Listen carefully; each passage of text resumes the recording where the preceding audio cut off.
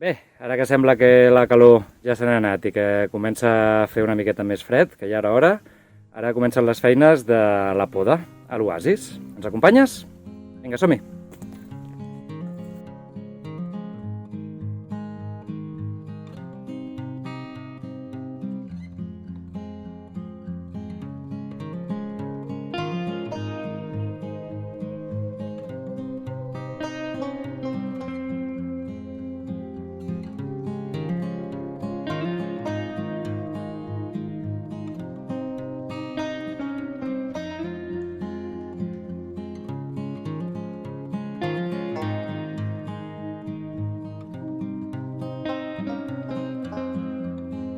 Hola, família de Creant un Oasis. Doncs ja tenim un altre vídeo per aquí. I com us comentava al principi, ara que ja sembla que la calor ja va marxant, per fi, estem a mitjans d'octubre i hem tingut unes temperatures fins ben bé fa un parell de dies, uns 30-32 graus com a temperatura màxima i 18-20 per les nits. A mitjans d'octubre això no és normal en aquest clima. I ara sembla que venen un seguit de borrasques, ja baixa la temperatura i esperem que comenci a ploure, que fa molt que no plou també. I res, aprofitant que el temps canvia, doncs dedicarem ara a podar una miqueta tot el que ens vam trobar plantat a l'oasis quan vam arribar. I de tots aquelles soques, aquells tocons que us vam ensenyar en els primers vídeos, que quan vam arribar ens els vam trobar tallats de soca arrel, doncs ja han tornat a brotar, el que són els ametllers, les figueres, algun lledoner, així que han tret molts brots i ara els haurem de seleccionar una miqueta i us ho ensenyarem en aquest vídeo. Començarem, ens centrarem sobretot en aquest arbre que tinc aquí darrere, en aquest arbust. És una truana, no sé si el veieu. Una legustre en castellà, el ligustrum. És un arbust que va molt bé per fer murs verds, murs vius. És semiperenne, és a dir, no perd la fulla durant tot l'any. I té un creixement bastant ràpid. Cada any li poden créixer uns brots d'uns 20-30 centímetres, un o dos pams. I la veritat que amb aquesta fulla grossa i verda doncs, serveix molt bé per fer murs. I aquí ens vam trobar que en tot el frontal de la casa n'hi ha tres, un allà baix, un aquí i aquell que ja el vam podar ahir. La idea és podar-los de tal manera, perquè ara, com veieu, està molt descontrolat, deu fer molts anys que no el poda ningú, i llavors la idea és fer-los una miqueta tipus bola, que omplin el forat que queda, per exemple, aquí veieu, entre l'olivera i el tiler, doncs omplir aquest forat. I ara el que hem fet doncs, és fer-li una poda bastant dràstica, a veure que comenci a rebrotar i l'any que ve ja començarem a donar-li forma. Aquí, si veieu, el més important és allunyar-nos i mirar per on te podríem tallar. A veure si es pot veure. Si diem, li fem aquesta forma, doncs tot el que quedi per sobre ho tallarem i li deixarem el peu i les branques de baix. Llavors ara jo us explicaré una miqueta la tècnica que faig servir jo per podar, amb què em fixo. Coses importants. A l'hora de donar-li forma, per exemple, anem a veure. Si ara talléssim, no sé si s'aprecia, el tinc aquí, en aquest brot d'aquí, sí, en aquest. Si nosaltres volem que la branca creixi cap allà, el més factible, el més lògic seria tallar aquestes dues d'aquí i deixar-li aquest brot o aquesta branca que acabarà fent pujada cap a aquell cantó. Què més tenim? A veure, un altre exemple. Aquí, a veure si ho veiem. Aquí ja té els dos brots que estan creixent. Si li talléssim aquesta d'aquí, el que faria seria duplicar-se i créixer dos brots. Què més? Una altra cosa interessant per tenir en compte és el funcionament de les hormones de les plantes. Així, resumint moltíssim, en les puntes, a la part de dalt de tot, en els brots de creixement, la planta produeix unes hormones, les auxines, que són les que a través de la sàvia arriben fins a les arrels i estimulen a creació d'arrels. És a dir, que les hormones que creixen en els brots de creixement són els que fan que l'arrel es desenvolupi millor. Llavors, a l'hora de podar-lo, no és interessant tallar-li tots els brots, perquè si no a la planta li costaria molt de recuperar-se. Llavors, en algunes branques, com per exemple aquestes d'aquí baix, doncs potser aquestes no les podem i deixarem que aquest brot, a la mínima que arribi la primavera, al bon temps, torni a brotar i sigui dels primers que generi auxines per afavorir que les arrels també vagin creixent. Perquè ara nosaltres li farem una poda bastant intensiva i el que tendeixen les plantes és a aconseguir l'equilibri entre la part aèria i la part subterrània, el que són la fusta i les fulles i les flors, amb la part de les arrels. Ha d'estar equilibrat. Llavors, si nosaltres podem, la planta tindrà també un xoc a nivell d'arrels i tindrà que desenvolupar arrels diferents per equilibrar una miqueta l'arbre com el deixem després de la poda. Així que, si us sembla bé, després de tota aquesta introducció, ens centrarem en aquesta troana i us anirem ensenyant com ho fem. I després ja passarem a fer una volta, un passeig pels voltants de la casa per veure tots aquests arbres que hem rebrotat i quina serà la feina que farem per afavorir que l'any que ve ja només tingui un o dos troncs i que vagin creixent.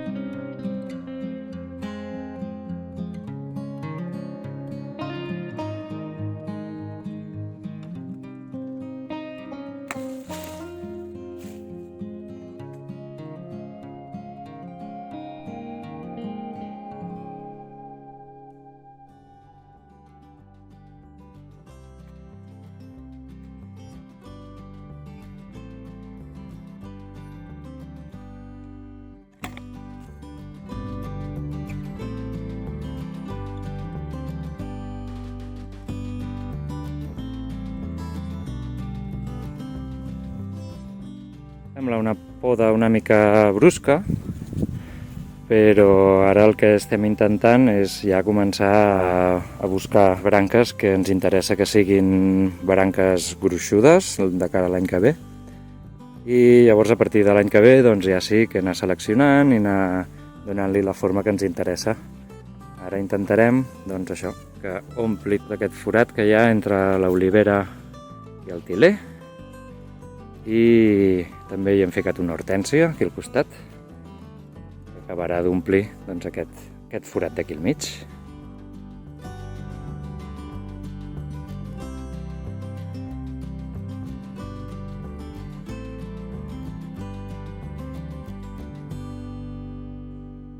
I una altra cosa, en tota aquesta poda, l'interessant seria trinxar-la tota i fer-la servir com a acolxat per la terra, per protegir l'evaporació de l'aigua, però abans de triturar-la tota intentarem fer algun esqueix, perquè ens interessa molt que aquest arbre que més o menys està adaptat aquí, que ja porta temps, esqueixar-lo i reproduir-lo per altres llocs que ens interessa fer un mur verd, i així anirem multiplicant l'arbre i no farà falta comprar-lo. Anem a veure com faríem algun esqueix.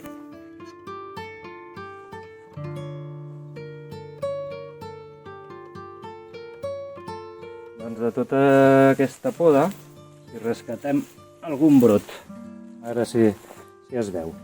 Tot això és brot vell, que es veu més de fusta, i aquest més verdet és brot d'aquest any. El que ens interessa és el nou. Jo el que li acostumo a fer és treure-li tots els brots.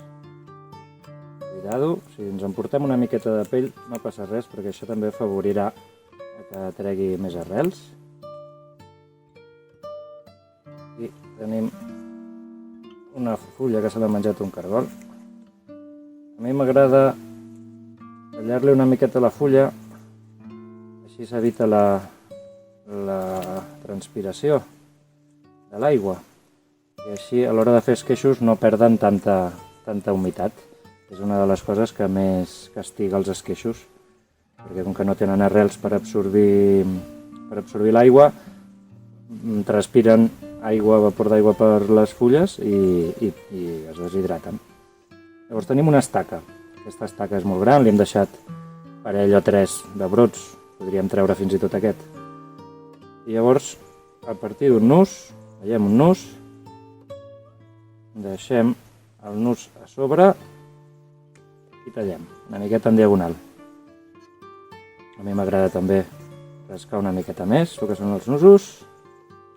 I això ja ho podríem ficar amb aigua.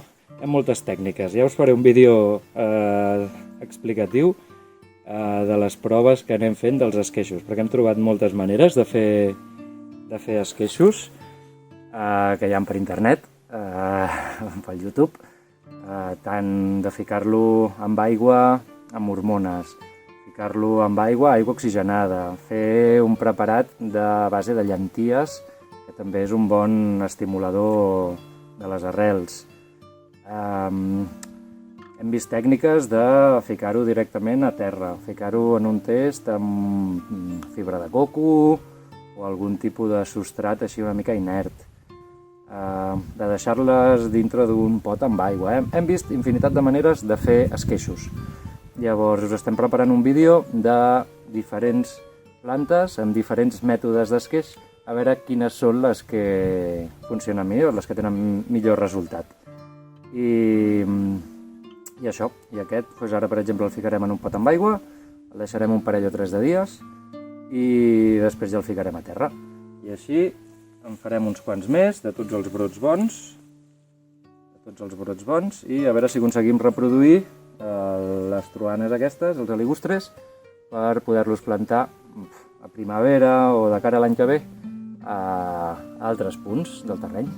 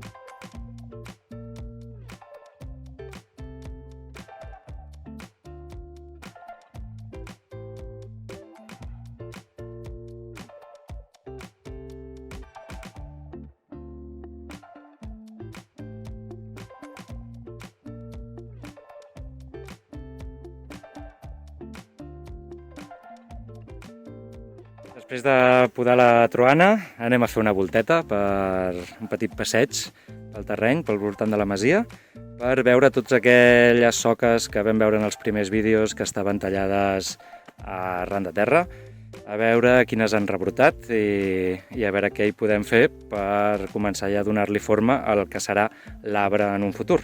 Perquè mireu, per exemple,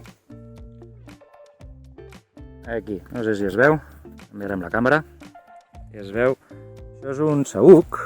Si veieu aquí dintre, les soques, a veure si enfoca, les soques velles que van tallar, doncs ha rebrotat molts xupons.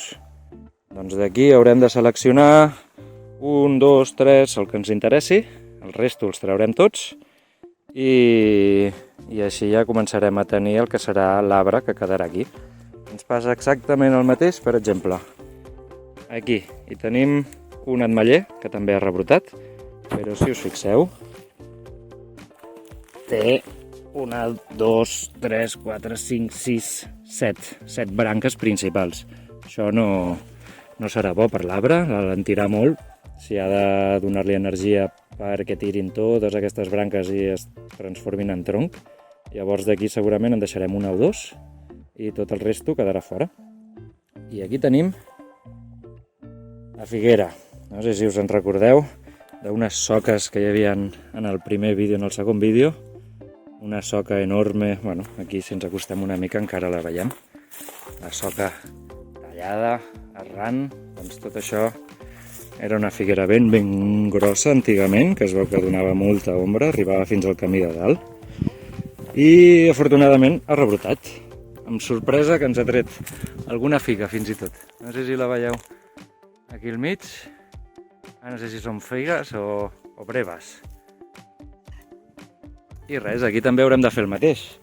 Haurem de seleccionar quins són els troncs que més ens agraden, repartir-la una mica, aquí en deixarem uns quants, ara per ara, i l'any que ve que aquests tirin cap amunt, ja anirem seleccionant amb els anys. Si n'hi ha algun que més endavant s'obre, doncs també el tallarem. Així que aquí tenim feina. Per exemple, aquí també tenim un lledoner. Un lledoner que li passa el mateix, estava tallat arran i han sortit 10 xupons. Haurem de podar. Què més tenim per aquí? Aquí, per exemple, un altre ametller. Aquest ha rebrotat molt. Ha tret unes branques ja gordes, és a dir que l'any que ve segur que treu un bon tronc. Anem a veure una volta per aquí, a veure què hi ha.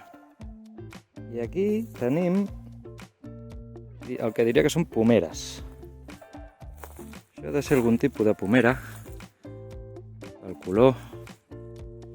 Aquí enmig va quedar una soca ja rebrotat. I aquí en tenim alguna també. Això no sé si és pomera o codony.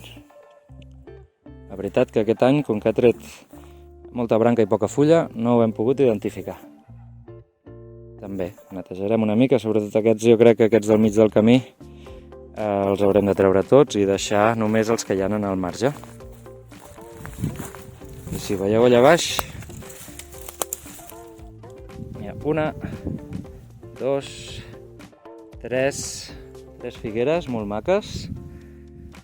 Allà baix un ametller. I tot això està rebrotant, per sort.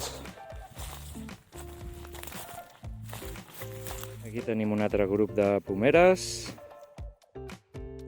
Aquestes que estan al mig també portaran mala sort, jo crec. Un petit ametller, que aquest ha sortit aquí, sense soca. Potser va caure alguna ametlla. Un altre ametller aquí dalt. I aquí ha rebrotat amb molta força aquesta alzina.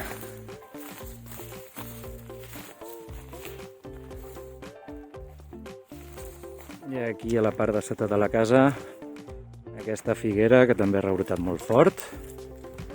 I allà, no sé si ho veieu, això d'aquí és una olivera que també sembla que té molta força.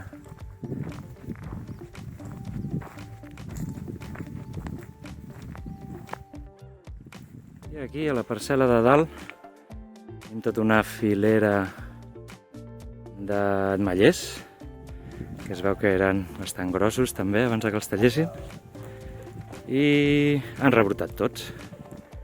Llavors aquí, doncs el que comentàvem, haurem de seleccionar la millor branca o les dues millors branques i a veure què passa per l'any que ve.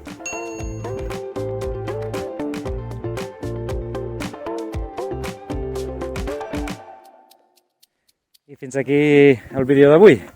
Espero que us hagi agradat el que us hem ensenyat de la poda de la troana i ja heu vist que tenim molta feina, que encara queden molts arbres per podar i per anar-los donant forma, així quan brotin l'any que ve, doncs que ja vagin tinguent la forma que nosaltres volem donar-li. I això, ja ara toca feina de podar, anirem podant tot i quan estigui tot podat ja us ho ensenyarem en el següent vídeo.